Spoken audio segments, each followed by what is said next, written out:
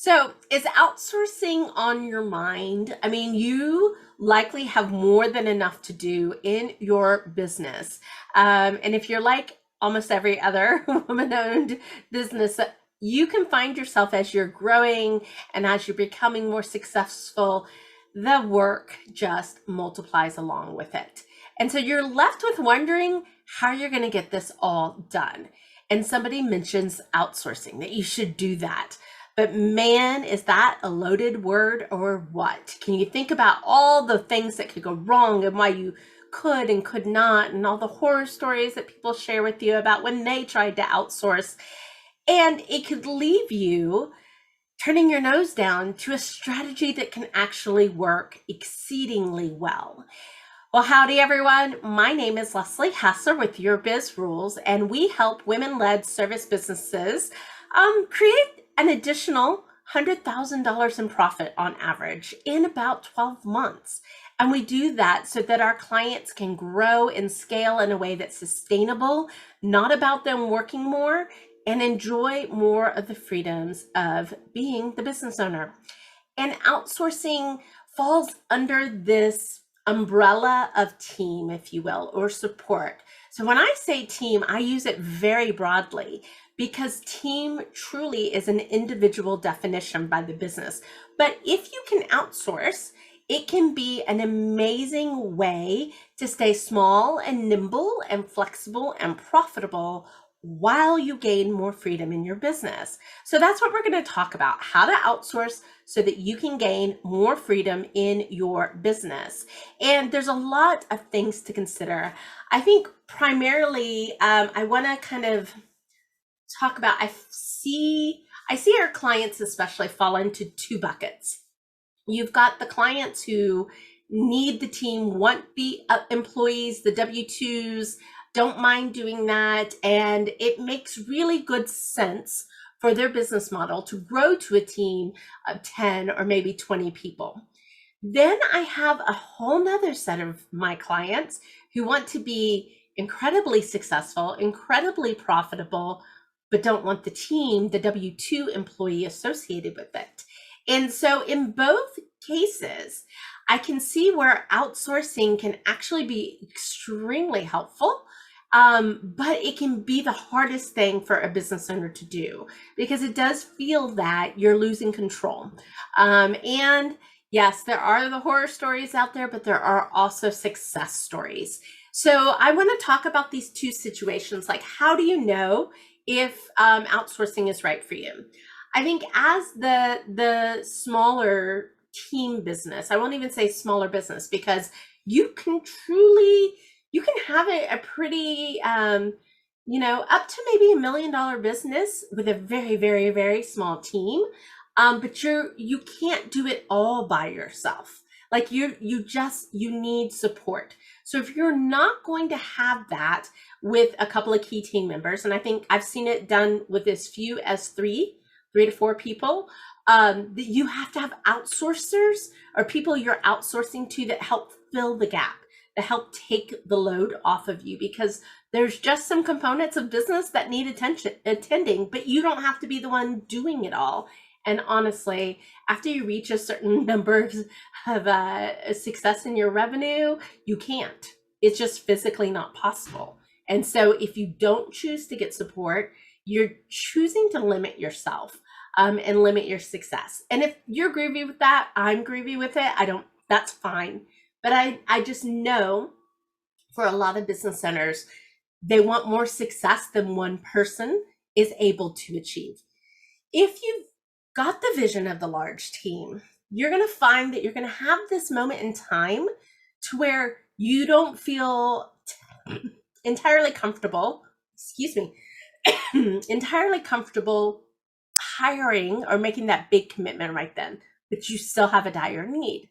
Well, outsourcing is a way to bridge the gap. And so I think truly the more forward thinking way of scaling and growing your business in a way that produces profits in a way that feels really good is to use a combination of both. And just be super clear, which bucket do you fall into? Like, I really don't want to manage people, or I don't mind managing people and know where you're going to fall, right? Because how you use outsourcing will change. So here's one of the things I think for both parties you need to think about is there's two ways you can hire. You can hire for a task and you can hire for result. When you hire for a task, you may be taking that task off your plate, but you're still going to manage the task. You have to manage the person. Like that part, it's like sometimes it's an even exchange, sometimes it's an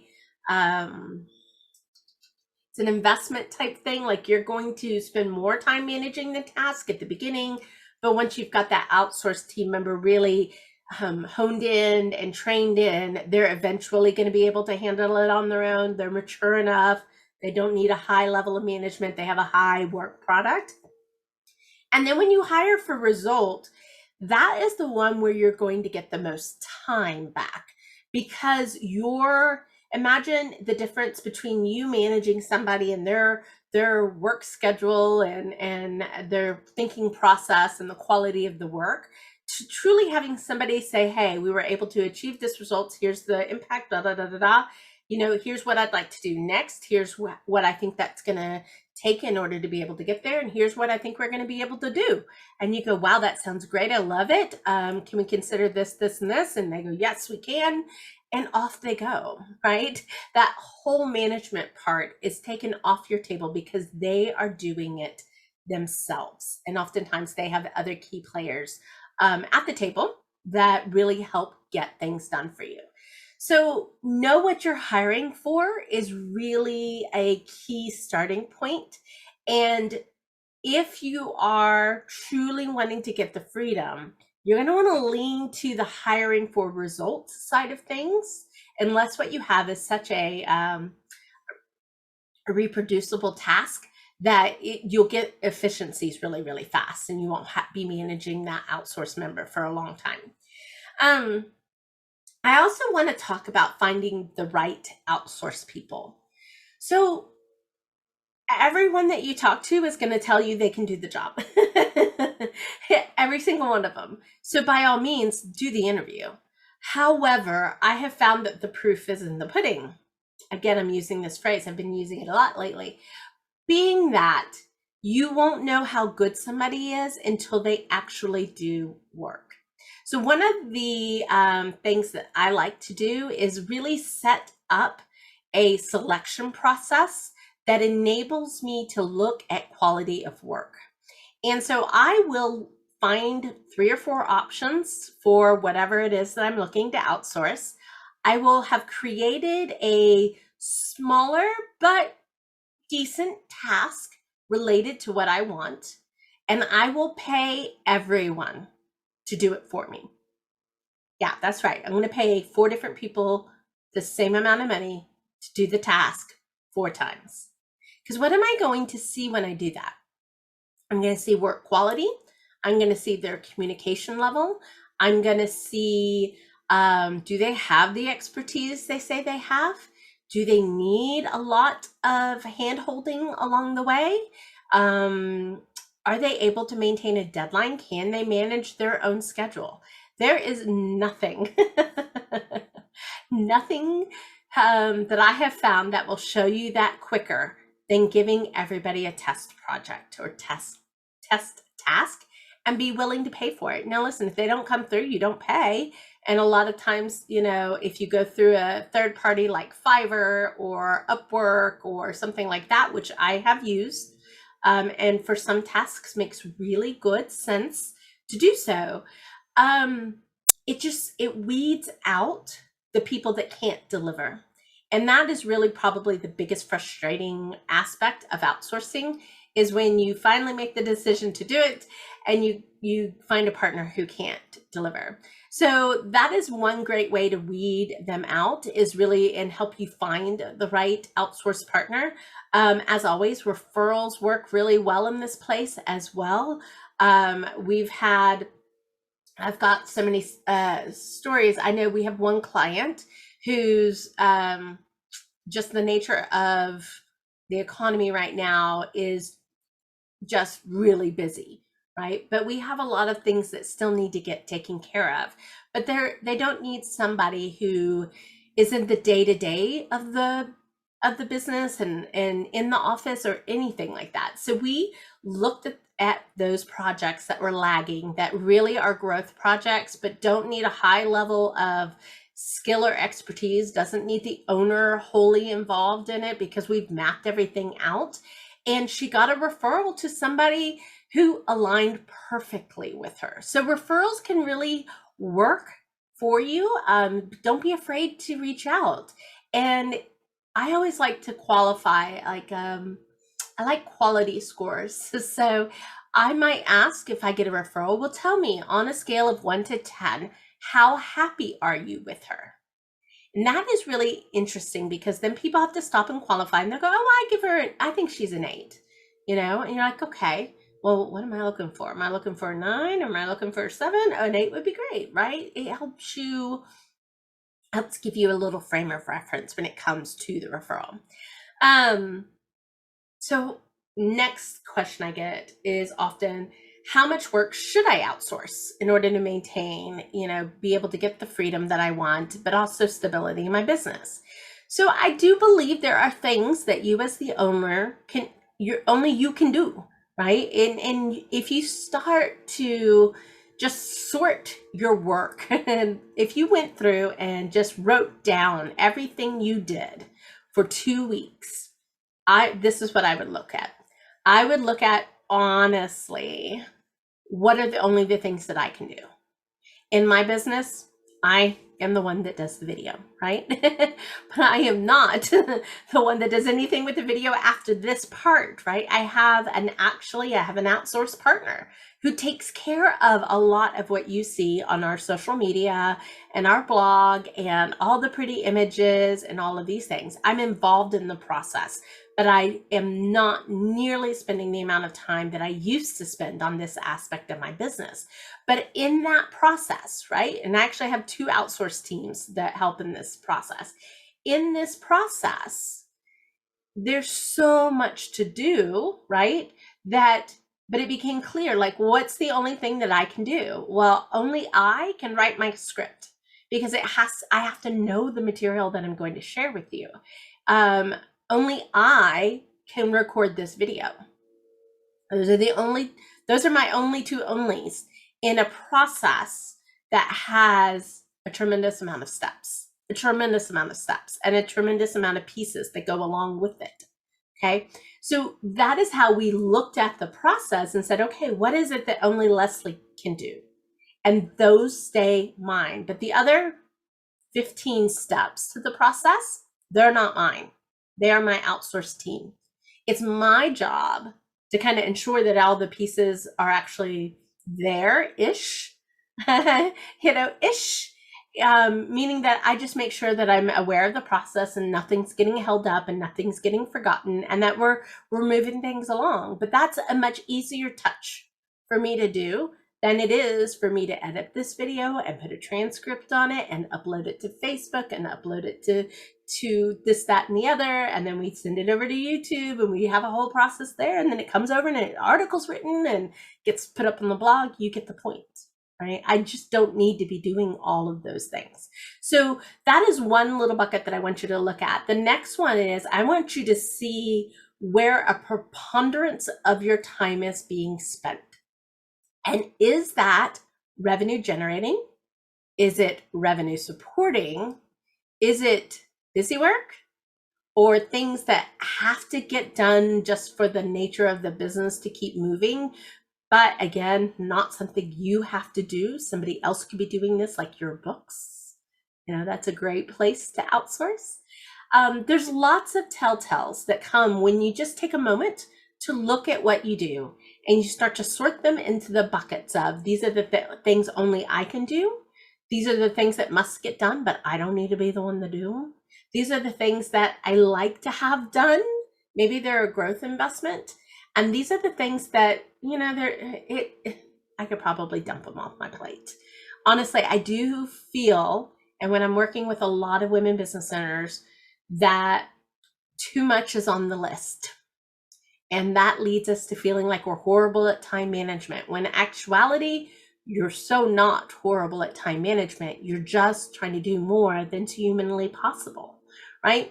So be clear with what you have on your plate, be clear with what you and only you can do, and then find ways to get the rest done. As a business owner, it is not your job to do everything. As a business owner, it's likely your job to ensure it gets done. And that's a different attitude, right? That really can help you play out.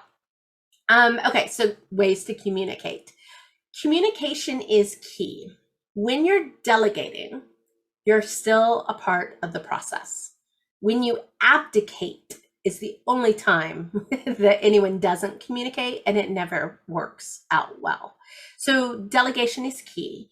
From the owner, that means you need to be clear, you need to be concise, you need to have thought things through as deeply as you can, right? And if you struggle with that, if you're more of a big picture thinker, more of a high relator, talk to somebody that isn't, right? Let them map it out. Just because it's not a skill set that you have or one of your strengths doesn't mean it doesn't need to get done. We can let somebody else fill that role for us, you know, and oftentimes high woos, high relators tend to have an implementer at their right-hand side, making sure everything gets done. But even when I'm sitting here thinking about something I want somebody else on the team to take care of, I have to slow myself down. I have to think about it in a way as if I didn't know anything about it, and then put things together.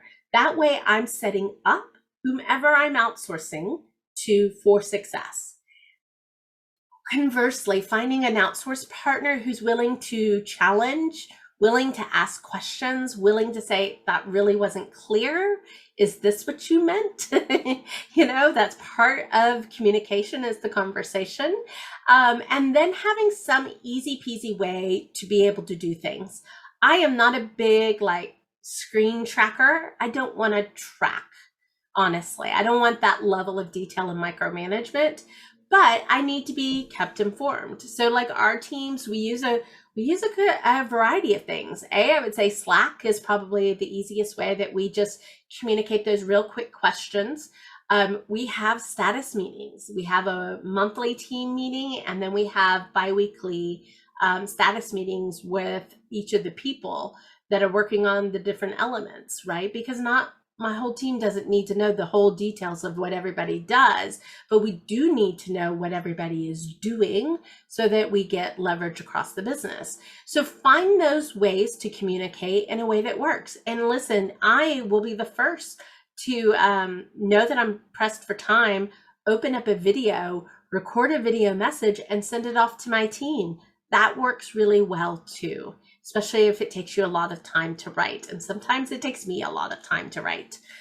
So think about how you're going to communicate with the team, and really be considerate of that. Know that you're going to still be involved in the process. And then maintaining quality control while you go through the process. I think I still do a lot of approvals. There's some stuff I've said to my team, I don't ever need to see this again. I'm happy with it every single time, and it gets off my plate. There's other things to where it's just nice to have another set of eyes, you know, where you catch a typo or catch a, wow, that's not what I was trying to say there. But I wrote it 3 weeks ago, and now it's coming back to me, and I'm like, I needed to get clearer in this area. So really look for ways that you can set milestones, that you can have approvals, that you can easily, quickly be able to turn back feedback, because that sometimes slows down our team if you're not able to be responsive. My team knows that ultimately they're the first people I respond to. Always, forever, I will always be quick in responding to my team. Then my clients come next. Not that either sees the difference, but it truly is about making my team a priority so that I'm never their bottleneck. Anytime I get to be the bottleneck, I've got to relook at the process, and I likely have my hands too deep into that pie. So those are some thoughts to have. I don't know. Does that help you approach outsourcing in a new and different way? Can you see how you can use outsourcing really at different stages of your business, whether you're trying to stay lean and mean, but highly profitable, or if you know that part of your business growth needs team members and W-2s, and you need a way to bridge from where you are to where you want to grow. So let me know, but truly, I do believe that you can outsource in your business at any stage for any reason and have it create more freedom for you in your business. So that's it for today, guys. I hope you're doing well. And until next time, I'll be talking with you soon.